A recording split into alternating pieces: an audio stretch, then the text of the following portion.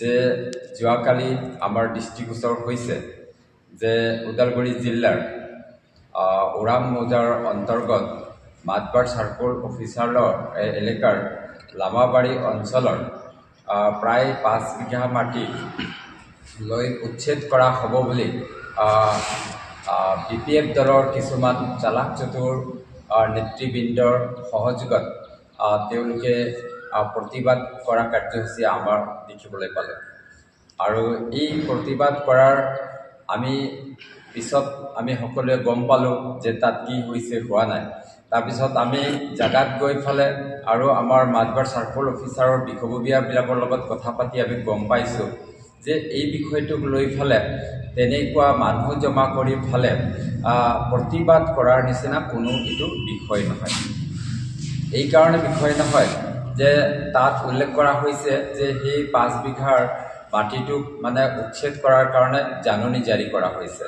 এইটো সম্পূৰ্ণ মিছা কথা।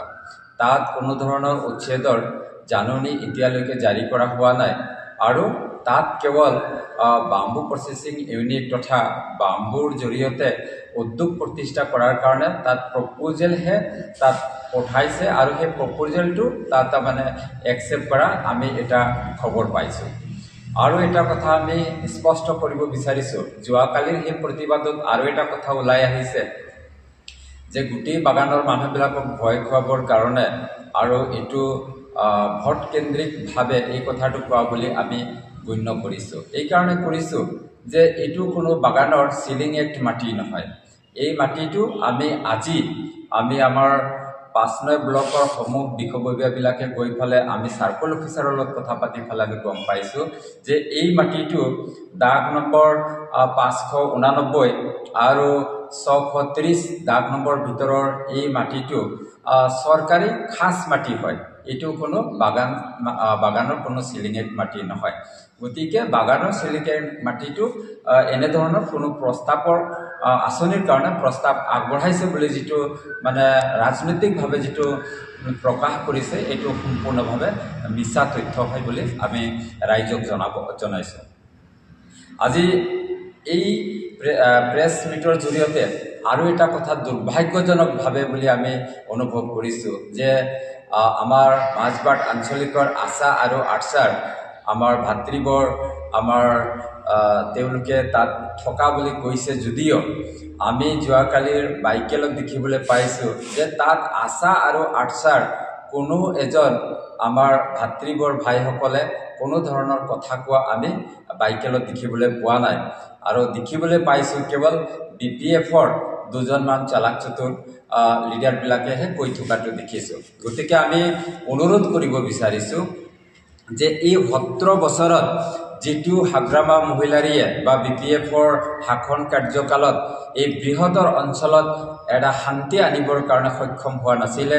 আমাৰ BTR বাসীৰ লগতে আমাৰ মাতবাটবাসী ৰাইজেও ভয়ে ভয়ে জীয়াই থাকিব লগা হৈছিলে, ভয়ে ভয়ে ব্যৱসায় কৰিব লগা হৈছিলে।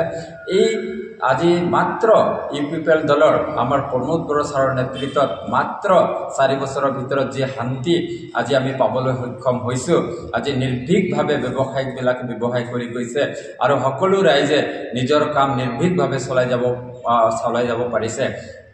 এনেকুৱা শান্তিৰ মাজত আৰু পুনৰাই শান্তি আনিবৰ কাৰণে যাতে তেওঁলোকে অশান্তি আনিবৰ কাৰণে প্ৰয়াস নকৰে তাৰ কাৰণে তেওঁলোকক আমাৰ আজিৰ এই প্ৰেছ মিটৰ জৰিয়তে অনুৰোধ কৰিছোঁ।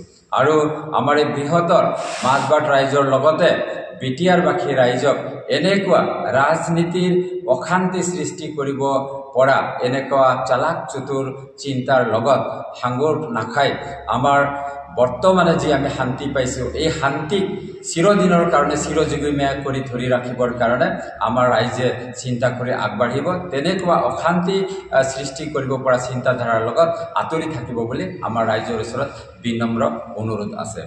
গতিকে মই আৰু এটা কথাই ক'বলৈ বিচাৰি আছোঁ যে আমি সকলোৱে জানো যে এই মাটিৰ চৰকাৰী মাটিৰ বা এই মাটিৰ মালিক বুলি ক'লে ৰাজ্য চৰকাৰ আৰু কেন্দ্ৰীয় চৰকাৰক আমি সাধাৰণতে বুজি পাওঁ। গতিকে আজিৰ তাৰিখত ৰাজ্য চৰকাৰৰ প্ৰতিনিধিত্ব কোনে কৰিছে? এই যিবিলাকে যোৱাকালি বাইকেলত মানে হাল্লা কৰিছে যে ইটো হোৱা নাই বা ইটো হৈ আছে সিটো হৈ আছে, তেওঁলোকৰ BPF দলৰহে MLA চৰণ বড়ো মহাশয়ে ইয়াৰ প্ৰতিনিধিত্ব হয়। গতিকে ইয়াত কি হৈছে কি হোৱা নাই তেওঁৰ ন্যায়ালয়ৰ ন্যায় দিয়াৰ কাৰণে যদি তেনেকুৱা কিবা কৰিব লগা আছে ৰাজ্য চৰকাৰৰ ফালৰ পৰা, তেতিয়াহ'লে সেই বিধায়কজনেহে ইয়াৰ মানে গুৰু দায়িত্ব ল'ব লাগিছিলে।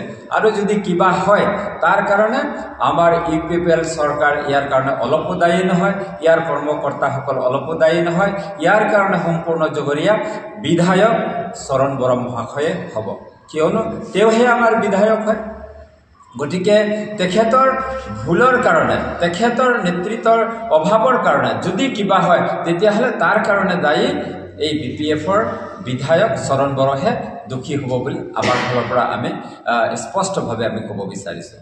গতিকে মই এইখিনি আজিৰ প্ৰেছ মিটৰ জৰিয়তে মই জনাবলৈ পাই ভাল পাইছোঁ যে আজি BTRত আমাৰ UPPL চৰকাৰে 2,50,000ৰ অধিক মানুহবিলাকক মাটিৰ কাম কৰিছে। তাৰ ভিতৰত আমাৰ মাজবাৰ চাৰ্কলৰ ভিতৰতো বহুত মানুহৰ কাম কৰা হৈছে। তথাপিও আমি উল্লেখ কৰিব বিচাৰোঁ যে এই লামাবাৰী অঞ্চলৰে আদিবাসী মানুহক 40টা পৰিয়ালক মানে মাটি তেওঁলোকক আবণ্টন প্ৰদান কৰিছে।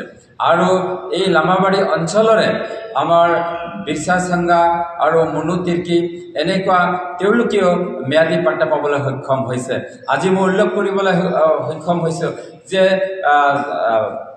দয়াল দাস বানিকাৰ কাৰণে মাটিৰ যিটো মানে এইটো মানে এই BTR চৰকাৰৰ দিনতে মানে তেওঁলোকে আবণ্টন পাবলৈ সক্ষম হৈছে। এনেকৈ আদিবাসী মানুহবিলাকৰ যোৱাকালি আৰু আজি পেইণ্টিং মিডিয়াত আমি দেখা পালোঁ যে লামাবাৰীৰ এটা অঞ্চলৰ মাটিৰ সংক্ৰান্তত BPFৰ কৰ্মী এজনে বৰ বেয়াকৈ ক'লে। তেখেতক স্পষ্টভাৱে জনাব খুজিছোঁ যে যিটো বিষয়ে তেখেতৰ জ্ঞান নাই সেই বিষয়ে কমেণ্ট দিয়াৰ পৰা দূৰত থাকিবৰ কাৰণে অনুৰোধ জনাইছোঁ। আৰু দ্বিতীয়তে কোনো জাতি জনগোষ্ঠীক লৈ যাতে তেওঁ কোনোদিন বিতৰ্কমূলক মন্তব্য নকৰে। কাৰণ আমি প্ৰমোদ বড়ো চৰকাৰৰ নেতৃত্বত 26টা জনগোষ্ঠীক লৈ আমি ভিজন ডকুমেণ্ট বনাইছোঁ। তাত আমি সকলো যি 26টা জনগোষ্ঠী আছে তেওঁলোকৰ কালচাৰেলৰ পৰা আদি কৰি সকলো সমস্যাৰ লগতে মাটি বাৰীৰ সকলো ইনক্লুড কৰা হ'ব। আৰু এই বিষয়ে আমি প্ৰমোদ বড়ো চৰকাৰৰ পদক্ষেপ হিচাপে ল'বৰ কাৰণে আগবাঢ়ি গৈ আছে। আৰু এইখিনিতে এটা ক'বলগীয়া কথা যে যিহেতু স্থানীয় উদ্যোগখিনিক দিনে দিনে মৰহি গৈ আছে, তেনেস্থলত আমাৰ প্ৰমোদ বড়ো ডাঙৰীয়া চৰকাৰৰ নেতৃত্বত স্থানীয় উদ্যোগ এটা বেম্বু প্ৰচেছিং উদ্যোগ এটা মাজবাটত সংস্থাপন কৰিব খুজিছে। যিহেতু উদ্যোগ এটা হ'লে লোকেল মানুহখিনিৰ সংস্থাপন হয় আৰু ইয়াতে হয়তো বহুত ব্যৱসায় বাণিজ্যৰ ক্ষেত্ৰতো এটা সুবিধা হয়। আৰু বেম্বুখিনি যেতিয়া প্ৰচেছিং হ'ব তেতিয়া ওচৰৰ যিখিনি বাঁহ থাকিব সেইখিনিও মানুহে উচিত মূল্য পাব। তেনেস্থলত এই BPFৰ কৰ্মীজনৰ কি আগগুৰি নোহোৱা কথা কিছুমানে যিবিলাক নেকি পেপাৰ মিডিয়া বা পেইণ্টিঙত দিছে আমি বৰ নিজেই লজ্জিত অনুভৱ কৰিছোঁ। আৰু তেখেতক অনুৰোধ কৰিছোঁ তেখেতে যে কোনো কথা নজনাকৈ অদূৰ ভৱিষ্যত জাতিগতৰ কিছুমান কথা নকয়। কাৰণ এই কথাখিনিয়ে হয়তো সামাজিকভাৱে, অৰ্থনৈতিকভাৱে, ৰাজনৈতিকভাৱে হয়তো আমাৰ অঞ্চলত ক্ষতি কৰিব। সেইকাৰণে এই নেতাজনক আমি অনুৰোধ জনাইছোঁ তেখেতসকলে যিহেতু আমি প্ৰমোদ বড়ো ডাঙৰীয়া চৰকাৰক তেওঁ নেগলেক্ট কৰি কথা কৈছে, তেখেতে এবাৰ মনত পেলাওক তেওঁলোকে 17 বছৰ আগতে কি কৰিছিল আৰু তেওঁলোকে কি কৰিছিল সেইখিনি মনত পেলালে হ'ব। আৰু তেওঁলোকে আমি এইখিনিতে ক'ব খুজিছোঁ যে তেওঁলোকে মাটিৰ কথা যিহেতু কৈছে আৰু মাটি ইতিমধ্যে তেওঁলোকে 17 বছৰত কিমান দিলে, আমি কিমান দিলোঁ, তেখেতক মই আহ্বান জনাইছোঁ। যিহেতু আমাৰ বৈশ্যমতী বুলি যিটো গুগলত আছে তাই চাৰ্চ কৰিলে তেওঁ গোটেইখিনি পাব। গতিকে তেখেতক অনুৰোধ জনাইছোঁ। ইয়াৰ পিছতে আমাৰ যিহেতু বৈশ্যমতী পাৰ্ট 1 গুচি গ'ল, ছেকেণ্ড আহিব, থাৰ্ড আহিব, তেনেকৈ আহিব, সকলো মাটিপট্টা কামখিনি কৰা হ'ব। আৰু ইতিমধ্যে আমাৰ উপৰোক্ত আমাৰ দলীয় কৰ্মী এজনে ক'লেই যে মাটিৰ ক্ষেত্ৰত যিখিনি কাম কৰিছে প্ৰমোদ বড়ো ডাঙৰীয়াই কোনো চৰকাৰে এতিয়ালৈ কৰিব পৰা নাই, আৰু BPF চৰকাৰ যে আহিলে কৰিব এইটোতো সম্পূৰ্ণৰ এটা অলিক কল্পনা। যেনেকৈ পৰ্বতত কাছৰ কণী বিচৰা সদৃশ BPFৰ কথাবিলাক হৈছে। গতিকে তেখেতসকলক মই পুনৰ অনুৰোধ জনাইছোঁ যে যাতে তেওঁলোকে এই বিতৰ্কমূলক মন্তব্যৰ পৰা বিৰত থাকে, নহ'লে আমিও বহি নাথাকিম। ধন্যবাদ।